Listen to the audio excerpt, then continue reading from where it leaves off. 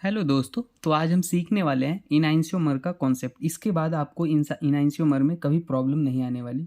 ये मेरी कोशिश है, पूरी कोशिश है, ठीक है ना। आप टेंशन मत लो, एक एक बात मैं बताऊंगा, ठीक है ना, प्रॉपर तरीके से। आपको इनैंशियोमर का क्वेश्चन आप आज के बाद से गलती नहीं करोगे, ठीक है।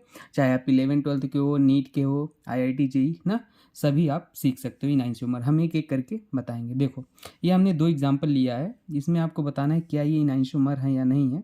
तो ये हम कैसे पहचानेंगे? सबसे पहले कॉन्सेप्ट सीखते हैं। देखो, इनैंशियोमर का जो कॉन्सेप्ट होता है ना, हम शॉर्ट में लिखते हैं इनैंशियो, ठीक है ना, इनैंशियोमर, ठीक है।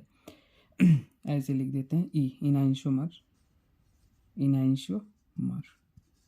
स्पेलिंग देख लेना, ऊपर सही लिखा है स्पेलिंग। देखो, इनैंशियोमर क्या होता है कि ऐसे कंपाउंड जो आपस में क्या हो, मिरर इमेज तो हो, क्या हो, मिरर इमेज हो। अभी बताएंगे, समझाएंगे, टेंशन मत लो। लेकिन वो कैसे मिरर इमेज होने चाहिए? Non super imposable mirror image होने चाहिए।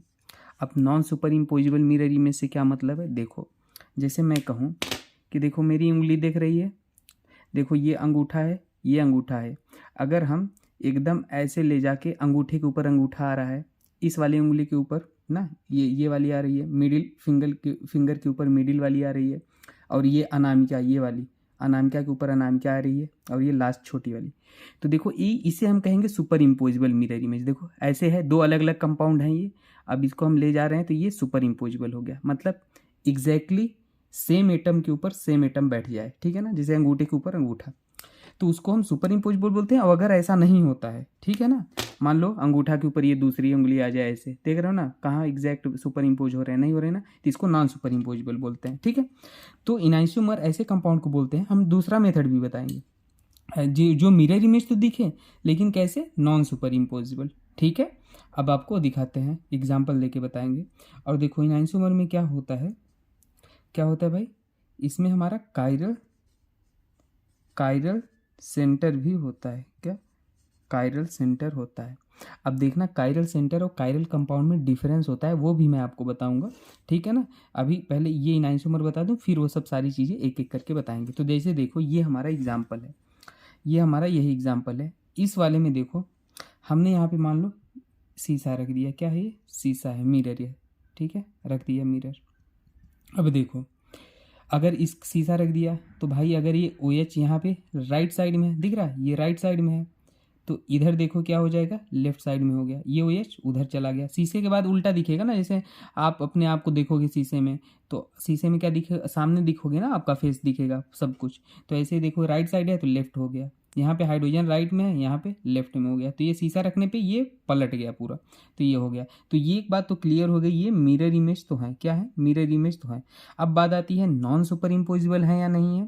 तो ये कैसे चेक करेंगे? देखो, यहाँ पे क्या है, राइट साइड में OH है, यहाँ पे राइट साइड में क्या है, EH है। तो जब इसको उठा के इसके ऊपर रखोगे, देखो इसको हमने उठाया, जैसे ये OH है और ये हाइड्रोजन है, ऐसे देखो, इसको OH हमने उठा के इसके ऊपर रखा, देखो ये रख दिया।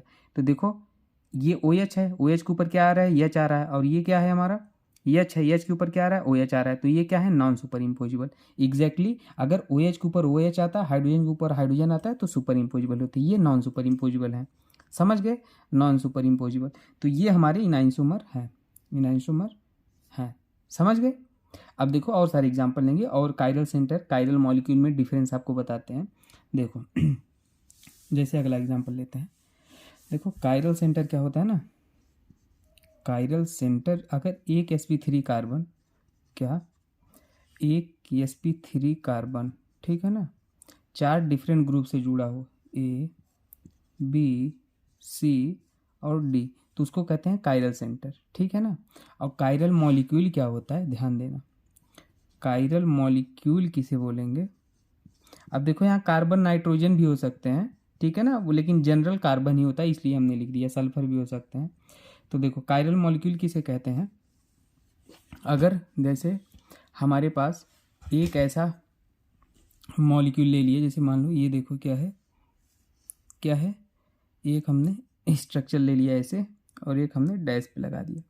तो कायरल मॉलिक्यूल इसे कहेंगे जिसमें क्या हो, प्लेन ऑफ सिमेट्री क्या हो, अब्सेंट हो, और या सेंटर ऑफ सिमेट्री अब्सेंट हो, ठीक है ना।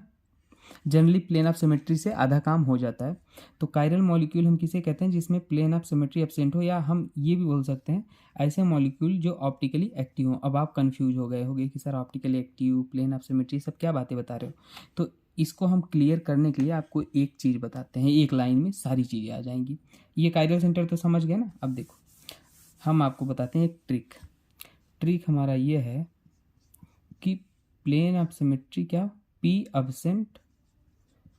एब्सेंट एन सी ओ, ठीक है ना। पी एब्सेंट मतलब प्लेन ऑफ सिमेट्री क्या हो, अब्सेंट हो, अब्सेंट मतलब अब्सेंट।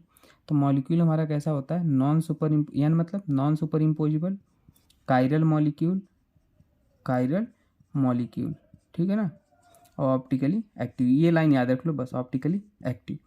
अब देखो प्लेन ऑफ सिमेट्री क्या होता है, जैसे मान लो हमने ये बनाया था ना, तो इसको ऐसे काटो कि ये एक दूसरे के आपस में मिरर इमेज हो जाए। तो अगर मान लो इसको ऐसे काटते हो तो देखो इधर का पार्ट अलग अलग आ रहा है। देखो इधर तो ये लगा है, इधर तो कुछ लगा ही नहीं है, ठीक है ना। मिरर इमेज तो तब होते ना जब देखो ऐसे होते, अगर ये इधर था ऐसे ऐसे था तो इधर क्या होता, ये होता। अब काटो तो ये मिरर इमेज दिख रहा है। अब ध्यान दो, तो यहाँ पे देखो ये मिरर इमेज। अब आप कहोगे सर इसको ऐसे भी तो काट सकते हो, देखो कैसे, ऐसे, तो भी मिरर इमेज नहीं है। क्यों नहीं है, क्योंकि देखो ये वेज पे है, वेज मतलब ऊपर आ रहा है, देखो ये और ये डैश पे है, डैश मतलब अवे फ्रॉम ऑब्जर्वर, तो ये भी मिरर इमेज नहीं है। मिरर इमेज मतलब क्या होते हैं, आपस में एकदम प्लेन काट दो, ठीक है ना, प्लेन काट दो, मतलब जिसमें प्लेन ऑफ सिमेट्री हो। सीधी सीधी बात, हम प्लेन ऑफ सिमेट्री पढ़ रहे थे ना, तो प्लेन ऑफ सिमेट्री उसे कहते हैं कि उसे काटने के बाद वो आपस में मिरर इमेज हो जाए। तो ये देख रहे हो ऊपर आ रहा है नीचे जा रहा है। अब देखो जैसे अगर ये होता ऐसे ऐसे, अब इसे काट दो ऐसे, तो देखो इसके यहाँ पे कुछ नहीं है, यहाँ पे कुछ नहीं है, यहाँ पे ये है, यहाँ पे है, तो ये मिरर इमेज है। ये मिरर इमेज नहीं था, तो ये इसमें प्लेन ऑफ सिमेट्री है, इसमें प्लेन ऑफ सिमेट्री नहीं है, ठीक है ना। और प्लेन ऑफ सिमेट्री नहीं है तो मॉलिक्यूल ऑप्टिकल एक्टिव होगा, कायरल मॉलिक्यूल होगा, नॉन सुपर इम्पोजिबल होगा, कई सारी चीज़ें आप बता सकते हो इससे, ठीक है। तो उम्मीद करते हैं आपको इन आइसोमर का कॉन्सेप्ट समझ में आया होगा। अगर कुछ डाउट होता है ना तो मैंने ऑप्टिकल आइसोमेरिज्म पूरा पढ़ा रखा है, 26 मिनट की वीडियो में सारी चीज़ें बता रखी हैं। इन isomer, identical, diastereomer, meso, DL, 3O, एरी 3O, calculation of optical isomer, epimer, anomer, with proper example, clarity के साथ, ट्रिक के साथ हो भी, ठीक है ना। तो आपको कभी परेशानी नहीं होगी। लेकिन वो वीडियो मैंने IITN थिंकिंग चैनल पर अपलोड किया है। कहाँ पे, IITN थिंकिंग चैनल पे। मैं कैप्शन में लिंक दे दूंगा, नहीं तो ये नाम है, आप देख लेना, IITN थिंकिंग चैनल, ठीक है ना। IITN थिंकिंग चैनल पे मैंने पढ़ाया है, वहाँ पे आप देख लेना, ट्रिक और टिप्स का प्लेलिस्ट है, ठीक है। ये नाम है, ऐसे ही डालना, ठीक है। Thank you.